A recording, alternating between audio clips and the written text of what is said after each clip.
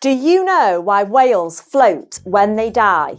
Let me explain. Whales and many other marine mammals float when they die. This is due to a process involving gases. Here's a breakdown of what happens. After death, decomposition begins.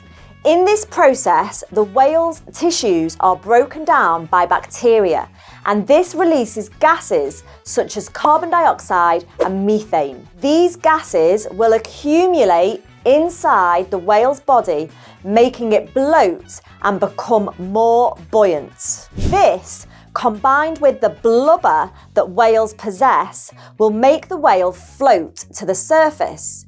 Now, blubber is designed as a layer of insulation to keep the whale warm while it's alive. But after death, because fat is less dense than water, it will contribute to the whale's body floating to the surface. Whales have also been known to explode after death.